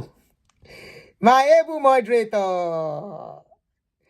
My able moderator. Okay, that's the name to call. That's the number to call. If you want to chip in something before we go. I should have allowed you guys to, but it's Sunday. It's time you were found what our nibi. So the line is open if you want to call in to chip in one or two things. If you call, I miss your line. Your call, I will give you a call back. Or should we end it up right now? Should we stop now? That's the number to call. +1 240 351 9287. If you want to give one or two contributions to the show. I should have done this 30 minutes ago. Dele na lapdog to all those that looted Nigeria. Remember ovation. Yeah, I mentioned it earlier that we saw. Oh, shoot. I was not supposed to pick this comments. I mentioned it earlier, Geraldino. I actually mentioned it earlier that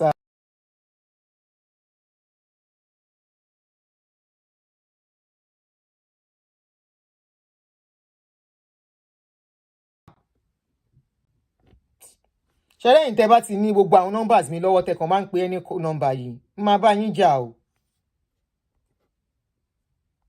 The number to call is pinned on the line. Don't just call my number, please. All those numbers you usually call is not for my show. The one for show is 240. I've told you to start.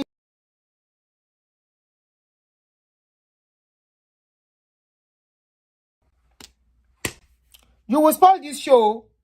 The number is pinned now. 240 351 9287. That's the number pinned.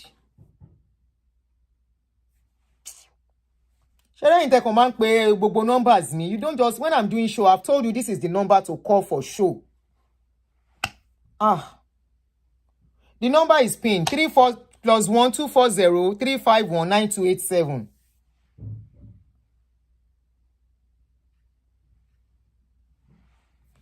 I've pinned it already. His 12 months pregnancy will not let him walk. Ṣé ikùn yẹn? Ikùn gbangba. Ẹ̀yin people yẹn lẹ́nu tó dá o. Okay. Somebody said, don't mind Dele Momodu Jare. He's looking for appointment in Oju Yobo Pala Blues administration. But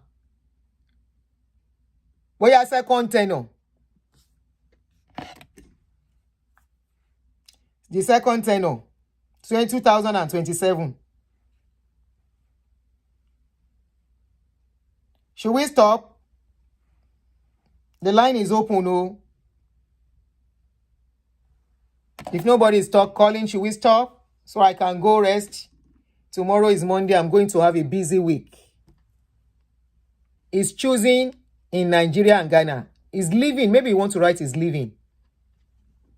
Is he still a journalist?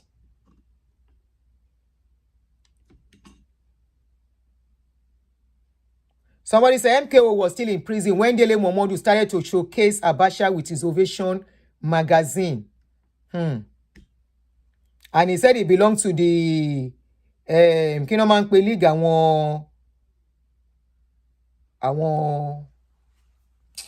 Some words will just go when you are talking.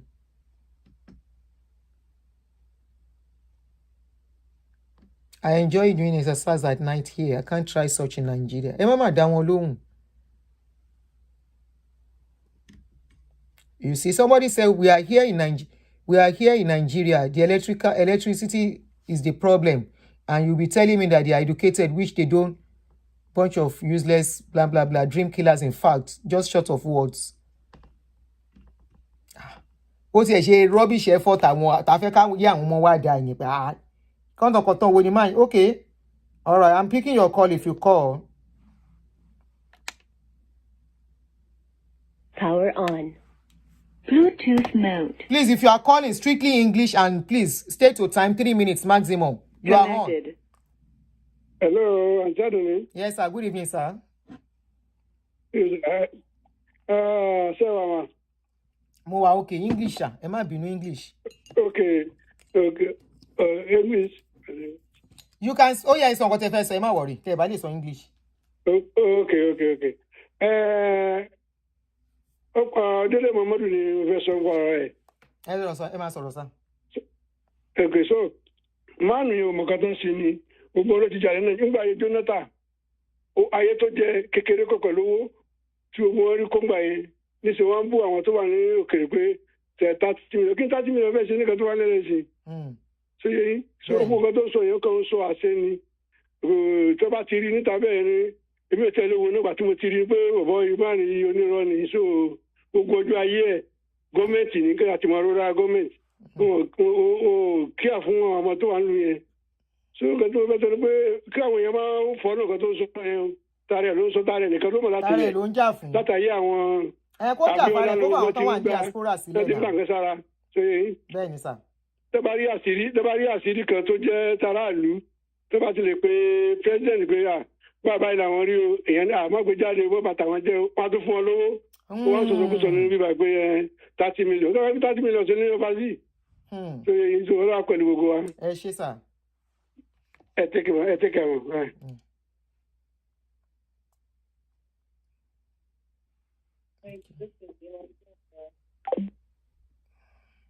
If you call and I miss your call, I'll call you back.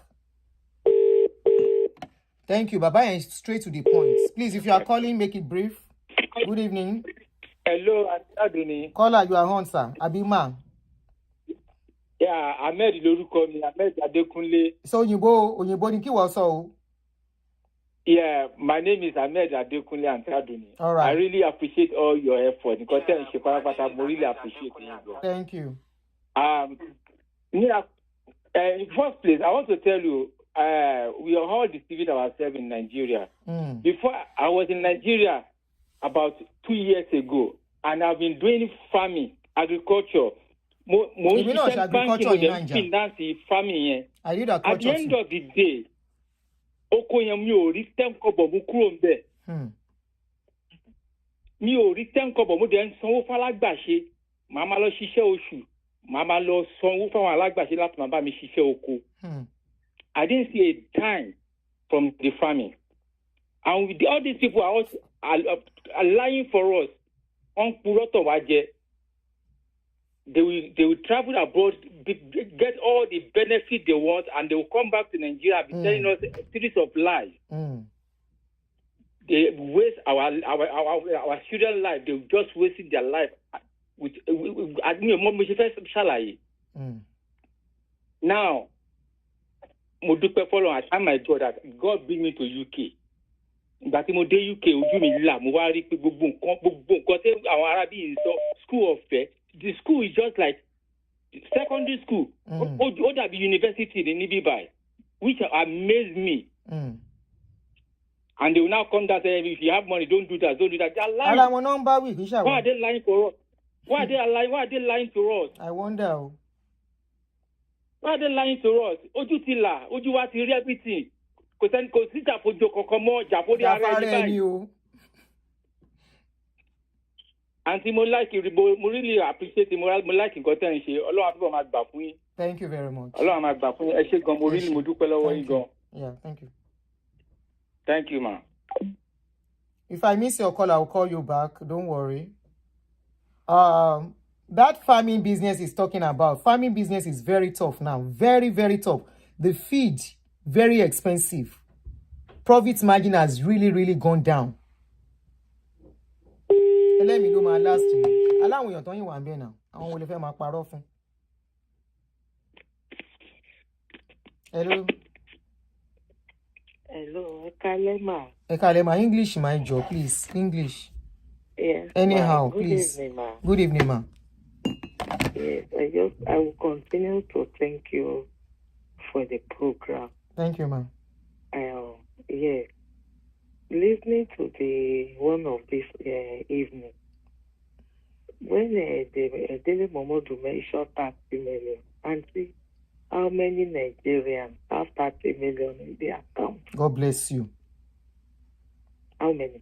I wonder. We are struggling to survive, and see those days, man. Are you in Nigeria? I am now a civil servant. How do I put it now? I should be among the richest people. You understand? As a civil servant. Now, it doesn't matter your level now, unless you have side hustling. You understand? I remember back then when we entered this service, they would tell us we have to be 100%. We have to be face our work 100%, no side hustling. But at a point, our guys started telling us, you must have plan B. We started singing to our ears, plan B, plan B. Those are our guys that were saying we have to be 100% loyal to our employee, that we should not do any other thing. And the one that started telling us now that we should have plan B. There's no amount you are earning in Nigeria until we that is enough it on transportation and feeding. So when Dele Momodu mentioned 30, I just laughed. I said, how many Nigerians can afford it? That? Can even go for 5 million now in their account? How many? Someone that has been working for 20 years. They don't have it. So anyone that have the opportunity to japa and see, let them go. I believe by the time they get there, they will find their feet and they will secure the future of their children. Benny. So thank you, man. Thank you. Next time you tell us of your own decision to when you decide to travel. And say, assuming you did not go there now, all these things you are doing for us, you won't be able to do it. For you, I be for myself you too. Be able to do it, Auntie. So, Auntie, ma'am, there was a day I was discussing with 2 days ago with my very close friend. She's in Nigeria, but all her children are here. I want to know. So I was discussing. I told the lady, I said, all this my godo, how will I be coping? When somebody was telling me they use 30,000 to cook stew, 40,000, and under 1 week, except you don't want to give the children good food. Look at the people retiring. Most people that are retiring in Nigeria, they are relocating with their retirement money to come and start life again. Because that retirement money, by the time they look at it, is nothing, especially the ones that are still strong. At least I know 1 or 2 people that have said they want to, they are relocated. They said that money they collected is 6 million. How much? Yes, they have house, they are not paying rent.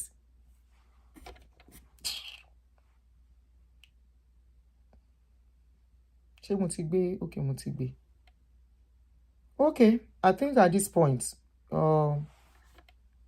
we should stop. I wanted to put in a comment. Keep commenting in one bit. Yes. So at this point, we should stop. Dele has said his own, and I'm sure a lot of Nigerians will not agree with him.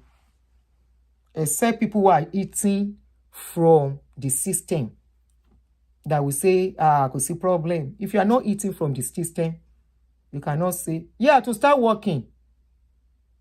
But I know one, they are couple, husband and wife, they relocated.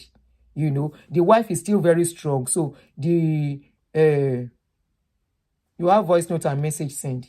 The wife is still working. So the wife is the one that is really working so much. Do you want me to play? Do you want me to play it? Did you call me now? No. Okay. Do you want me to? Good morning, bless.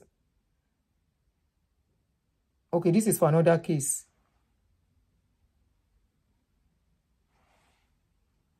Both couple, like both people, those couple, they are here now. And the woman is saying if she had known, she would have relocated since when she was still younger. The day she called me and said she's here, she calls me, Mama. Mama. I said, this is American number. She said, yes. I said, what are you doing? He said, what am I doing? I said, my own is me, I'm still younger. What are you doing here at your age? She said, say if she had known, she would have taken this decision for long. She said she would have taken it for long. She got in here like 3-4 years ago. She said she would have taken it for long. That I should look at the age she came. I said, why did you come? She said her children are there in Nigeria. Please, I need WhatsApp. I have voice, no message to send. I'm not getting you. Tajuddin Idris. I pinned the number earlier. I said, how do you? She said, Daddy only ṣiṣẹ́ púpọ̀. Daddy only work for a few hours, but me, I can still work. So I'm the one working. We are managing ourselves, and the little we are having, after paying our rent and everything, we still send something home. We are hoping after our papers, we're able to bring our children. I said, I did not marry, because if they are married, that would be a tough one to bring them. If they are not married, But we don't know with the way things are, especially with this man now. That's another 4 years of suspension. It's not business as usual anymore for now. Anybody wá síbi tó bá lóhùn regret pé òun wá, nǹkan míì ṣẹlẹ̀ nìyẹn wà ní ratio. Thank you, Temitope, my able moderator. You know, tó bá lóhùn regret, kò ṣe the right thing ni o. For example, couples that will come, torí àwọn méjèèjì máa burú. You come as a couple. Ní ṣe jẹ́jẹ́ pẹ̀lú ra yín. Those are the kind of, if you see any man, you can hardly see a woman that will say, I regret coming here. Mostly, they are always men. And it's always because marriage idaru, o da ona won ru. And that's why I tell men, you come here, you are not in Nigeria anymore. Adjust here. Kò lè rọ́nà lọ.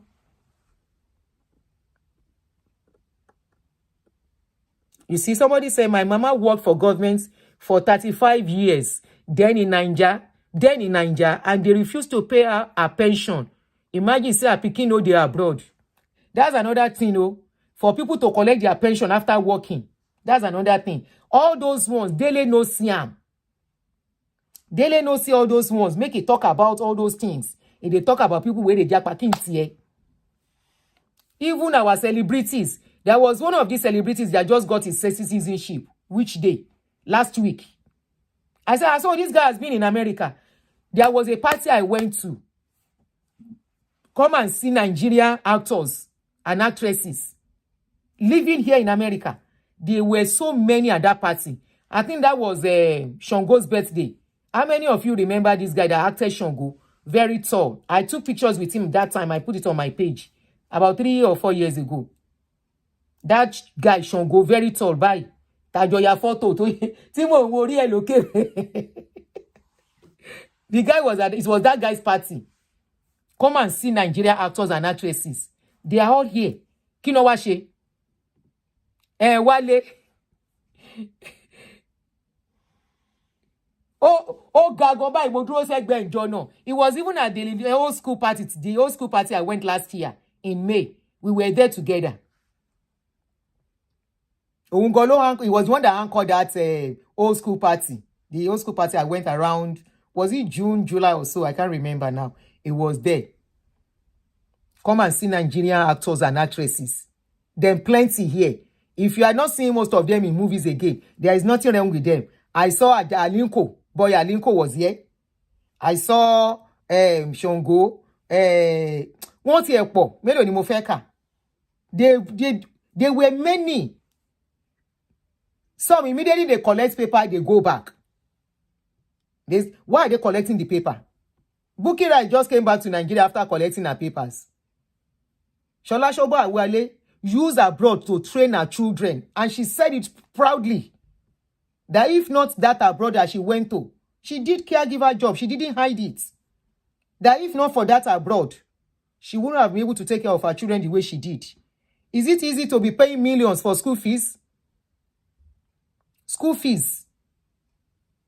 Millions in private university so that your children will not go through strike. All this strike they go through. Uncle Dele Abikilo and Dele na my boy. Go and sit down, Joe. All those excuses you give that is not good. They are not reason for people to japa. They are not tenable at all. They are not. Japa is a matter of between 2-3 years. You'll be fine. You start building again. Japa is just a few kini. You will be fine. You will forget whatever you have gone through, because when my daddy story need to buy this stage, if I know, the only thing regrets that we have is we should have done it earlier. Okay, somebody said Rita Dominic too did a care job in UK. You see, our land so quick check on you, she. Shobowale did not regret it. Today she can go in and out of her UK the way she wants. Ìlú òyìnbó ọ̀dà ni gbogbo yín kọ́ ọmọ yín síbẹ̀. Kò wọ́ ọ̀tẹ̀. If it's for that pali alone. I repeat, if it is for that pali I can pick anytime. If it's for that pali alone, to save me from approaching embassy, and I'll be denied visa.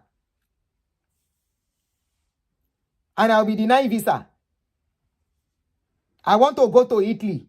I want to go to this place. No need for visa. If it is for that alone,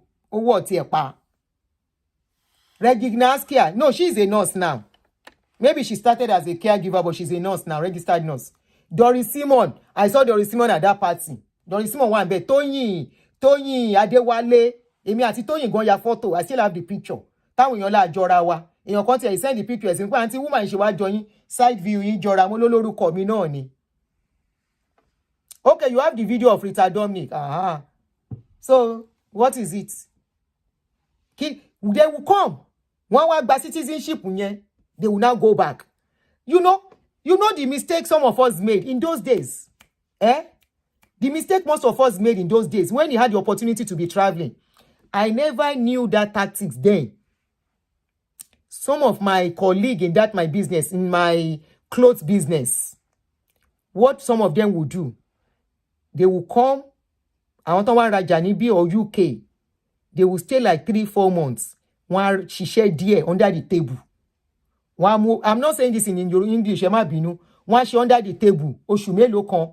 One mú owó ẹ̀. One fi raja. Ìmí inú wọn dúró. Wọ́n ṣèwé ẹ̀ nímọ̀. Wọ́n lè dúró ọdún kan tán bá ti gba kíní tán fi lè jáde wọlé. Wọ́n máa wá wọ́n máa bọ̀. Today wọ́n gba citizenship láì jókòó síbí. Àwo ògbọ́n ni. Àgbọ́n ìgbára lèèyàn dẹ̀ ń búra. Opportunity sometimes in life comes just once. You might not have that opportunity again. I remember when I was to start coming to do business in America then. It was a friend that said, go and try. They denied me in UK. Mo fẹ́ lọ rajà, I pretended everything. The money, they said, where did I get such money as a widow? And I explained to them, I've been doing this business for so years. They said, no, they denied me. So I didn't bother. That my friends, Auntie Aduni, and Mama Lagbaja, try American visa now. There is markets there. And I tried. Òun ló ṣílẹ̀kùn. Ilẹ̀kùn ayọ̀ tọ́ta ṣe bá wọn tì ó. Ìlú New York ni wọ́n ti ṣí. Mo ní ilẹ̀kùn ayọ̀ tọ́ta ṣe bá wọn tì ó. Ìlú New York ni wọ́n ti ṣí. Ìlú New York ni wọ́n ti ṣí ó. Kí n wá lo opportunity yẹn. Ó dàárọ̀ jèrè Abíọ́lá. Kí n wá miss opportunity yẹn. Opportunity comes, but don't let anybody discourage you. If you have opportunity, if it comes true, your suffer is just for 1 or 2 months. 1 or 2 years, everything will be fine. Anyway, guys, thank you very much. Atilo 2 hours. So I will see you. Not likely to. Pastor, but that will be in the evening. That pastor so we'll use it as a comedy tomorrow evening. That was what Aramide's husband did to get his own. Sherry bye. Tolu Benson. Àwọn tó ń gbọ́n. Wọ́n ètè don jazzy.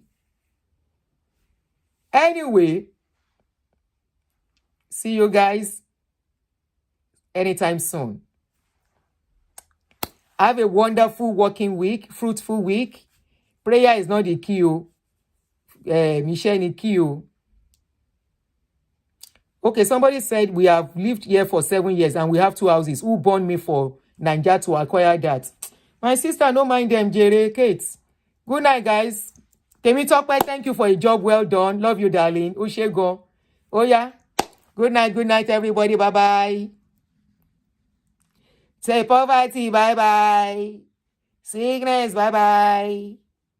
Inekon, bye-bye. Good night. But that's my stop. Okay.